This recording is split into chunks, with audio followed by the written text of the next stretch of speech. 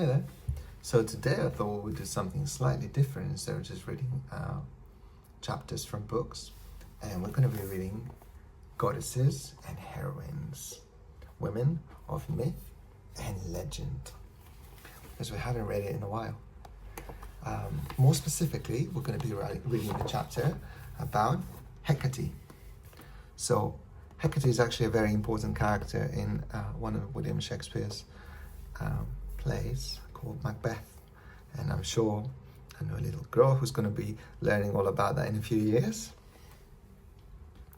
But this one is about a story in ancient Greece, so let's hear all about it. Hekate, a maths whiz who put Zeus into a spin.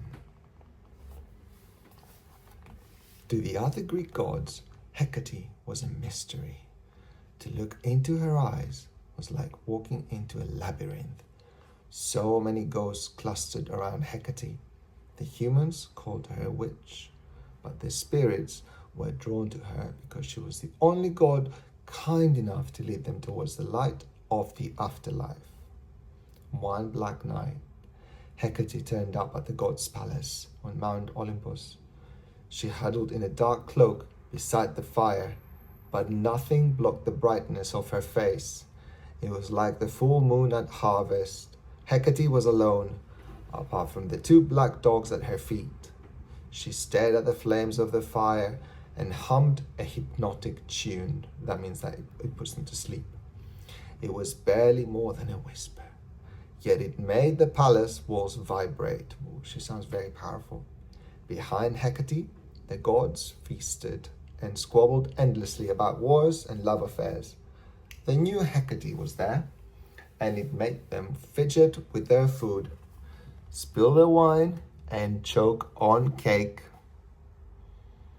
After a while, the gods glanced at Zeus, their king, waiting for him to speak.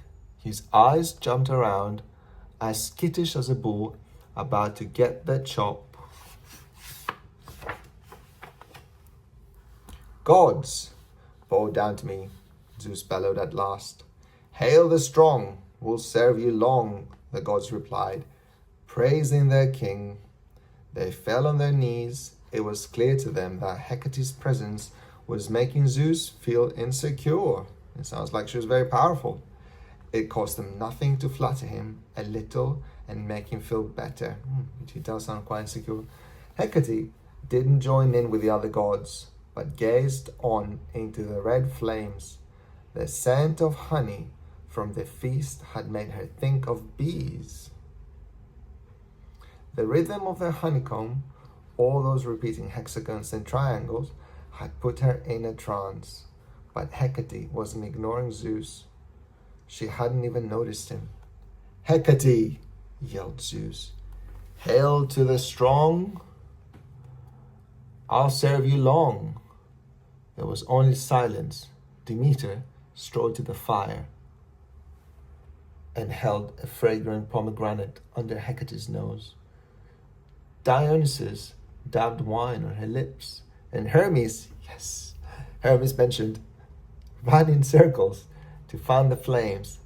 Hekate remained deep inside a waking dream of patterns, now thinking of the symmetry of snowflakes and the geometry of pine cones.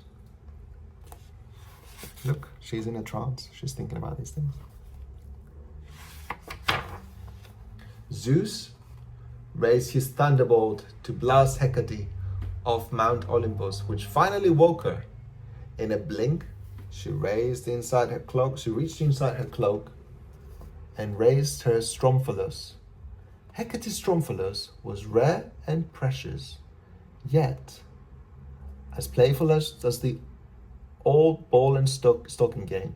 There was a golden disc hanging from a long leather cord. That's a Stromphalus. Hekate had given rocks, people, plants, everything in the world a unique number. These numbers were written on the cord of the Stromphalus, each a different note waiting to be struck. Whoa, look, she's got a code around it. See? It's got numbers.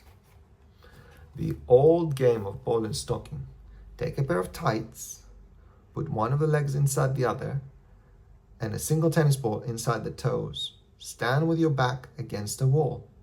Hold the bunched up waist of the tights in one hand. Swing the stretchy leg and hit a wall with a ball. This side, that side, above your right shoulder, under your left leg. When you're in tune with the beat of the bounce, add any rhyme you want, such as, which, where do you fly? Over the clouds and under the sky. Which, what do you eat? Little black apples on Hurricane Street. Which, what do you drink?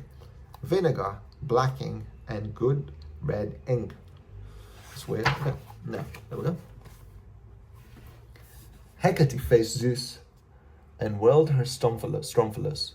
It buzzed as it swung in the air, the numbers on the leather strap sparking. Flowers, stones, stars, every living thing began to sing. The buzz became a roar, creating a wind that blew the palace roof right off and flung the Greek gods far and wide in a supersonic wheel of sound. They screamed and realized their many mouths had become one mouth, Hecate's mouth. Their many hearts were now one heart, Hecate's heart. She was them and they were her. And all was earth and sea and sky. The god Hermes called, Hermes mentioned again. Now a great winged bird. Zeus crackled, now a thunderbolt. Demeter spiraled, now a twisting head of wheat. It's all here, by the way, you can see all that. Dionysus barked, now capering with Hecate's black dogs. When Hecate's Strophanthus stopped, the gods fell back down to Mount Olympus. All that remained of Hecate was the gods' own laughter, which made the planets above them ring. Sorry, Zeus called out into the dark night, but to Hecate, apologies meant nothing. She had gone, and who knew when she'd next return? That was the one about Hecate. She's very powerful. She's a bit of a controversial character in Greek myths. In Greek, Hecate is Hekate. And I know another girl who is very, very brave and strong and amazing and kind and has many talents. I love you loads. I hope you liked it. Oops. Love you loads.